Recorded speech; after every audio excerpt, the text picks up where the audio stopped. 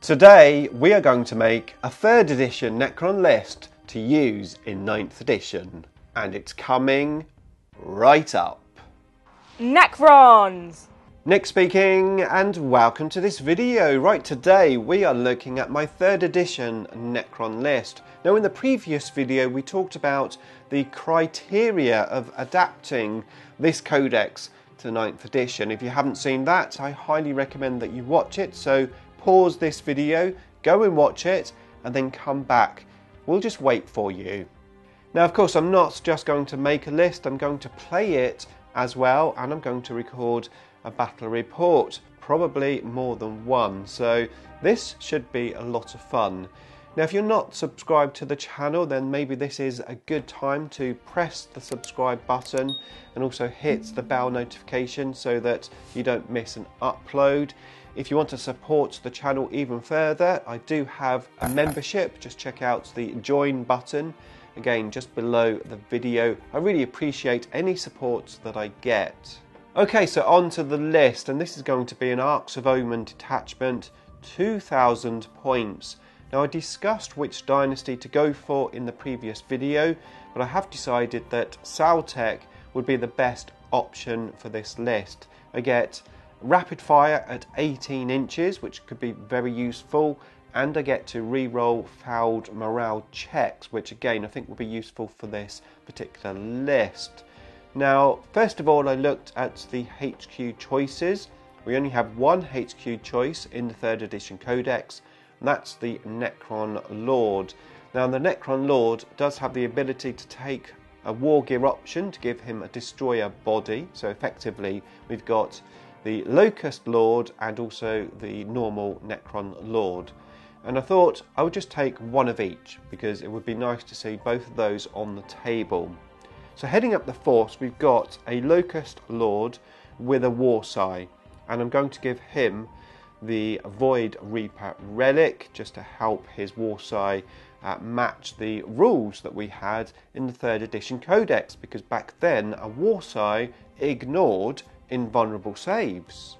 I then have a Necron Lord, and this Necron Lord is going to have the Staff of Light, more on that in a second. He's going to have the Resurrection Orb, because he's going to be standing next to some warriors, and I think the orb would be pretty good. And then I've given him the relic, the Veil of Darkness. Now yes, if you're playing a Resurrection Orb, the Orb of Eternity is a great relic to have with this particular piece of war gear.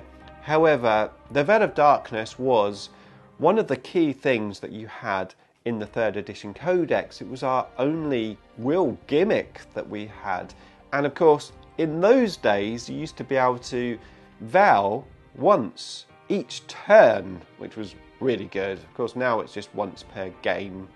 Anyway, I'm going to take the Veil of Darkness because I think it really matches the 3rd edition codex the best.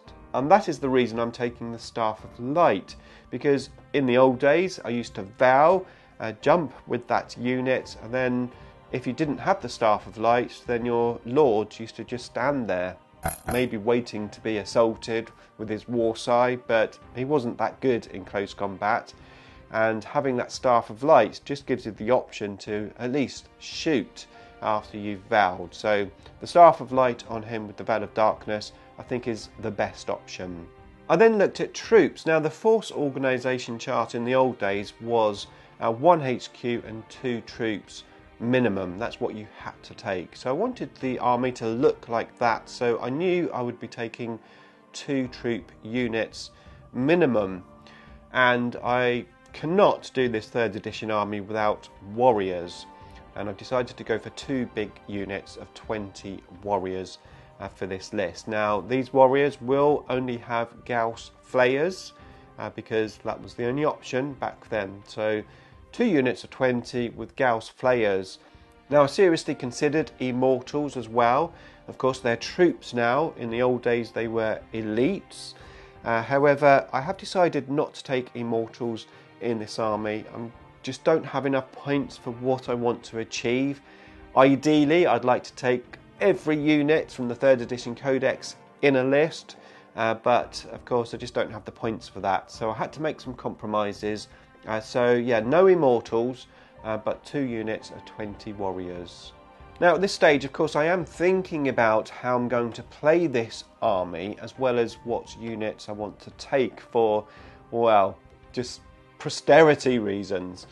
So obviously 2 units of warriors. I'm going to have the Lord probably sort of spaced out so that he can work with both of the units depending on the situation. And of course these are probably just going to start moving forward onto central objectives. The Locust Lord, usually he would not be with the warriors, he'd be off doing other stuff. Now I knew I had to have, no choice, I had to have a monolith in this army because it's such an iconic classic miniature. I do have a new monolith, I have 2 old ones, so I do have 3 monoliths. You will see a 3 monolith list at some point in the future, but not today. Today I've chosen 1 monolith on the table. That's all I ever played in the past. Now if I'm playing a monolith, I need to make this monolith, well, work. And I thought, how can I make this monolith work? What's the best way to do it? And having known that I want to take pariahs in this list, standing in as Lichguard with war size, I thought I would take 10 pariahs. Sorry, Lichguard. So yeah, I'm going to have Lichguard. Now whilst Lichguard are not in the 3rd edition codex, there was a unit called the Pariah which had war scythes, and I think they'll match quite well. So that's what I'm going for. I'm going to have a monolith, and I'm going to have 10 Lichguard in this monolith. Well, not in it, but teleporting out of it. I haven't worked out exactly how I'm going to do it. I'm probably going to reserve it and then use the stratagem. I might just put it on the table straight away. I'm not really sure, but I think that is going to be fun. Now in this 3rd edition codex, Necrons were really good at dealing with vehicles. All of our Gauss weapons had a special rule where we auto glanced a vehicle on a 6. It was really useful. The whole army could deal with vehicles. You didn't necessarily need big heavy weapons in it. However, the 9th edition codex isn't quite like that. Now looking at the heavy support choices in the 3rd edition codex, it was basically the monolith, which of course is now Lord of War, and then the heavy destroyers, the Locust heavy destroyers. And I feel I've just got to have a unit of those in the list. I mean, ideally, I think you probably would want at least 2 units in a list to help deal with vehicles. But if I do that, I'm going to not be able to take some of the other units that I really want to play to make this very thematic. So it's just going to be 1 unit of Locust heavy destroyers in this army. Now there's 1 unit which always reminds me of this 3rd edition codex because it was such a special unit. It was a special character. You had to have permission from your opponent to be able to use it, and it is the Nightbringer. The Nightbringer was absolutely a beast in this codex. I mean, it was horrible. A lot of points, but horrible. So I'm going to play the Nightbringer, and whilst I have my new 3D printed Nightbringer miniature, I'm going to use the old miniature that I've got just to make it look as classic as I can. So the Nightbringer, of course, is in the list. I then looked at other units which I've played a lot in the past, which represents, to me, 3rd edition, and that's got to be the Wraiths. So I've got a unit of Wraiths in this list, 6 Wraiths, and Flayed Ones. Now Flayed Ones weren't actually that great in this book, especially towards the end of its life.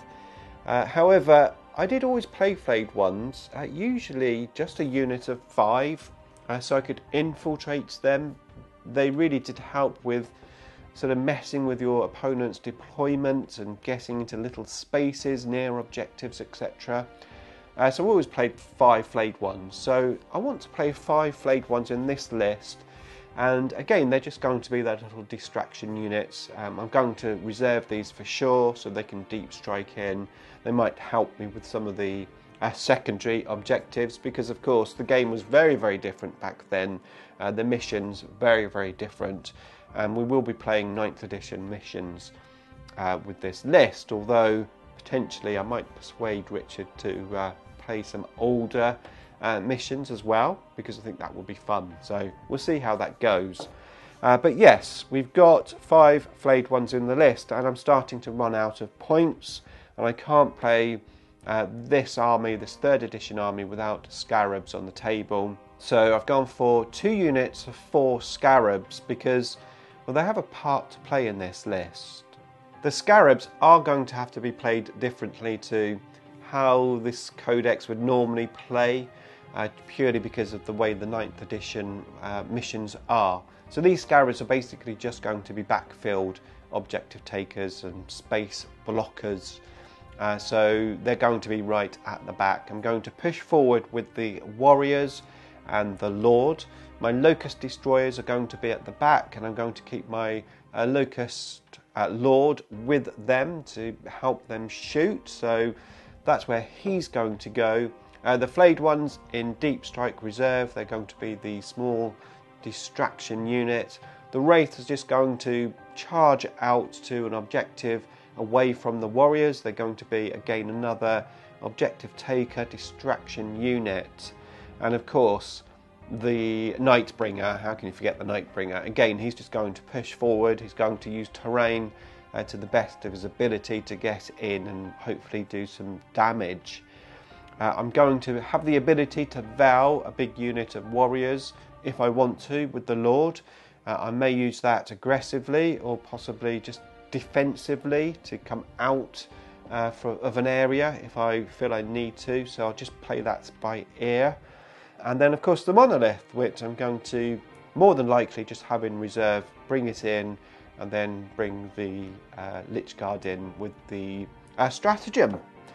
I'm going to use the Saltec All-Game Protocol Conquering Tyrant, an extra 3-inch aura ability, but mainly so I can fall back and shoot. So that's my list.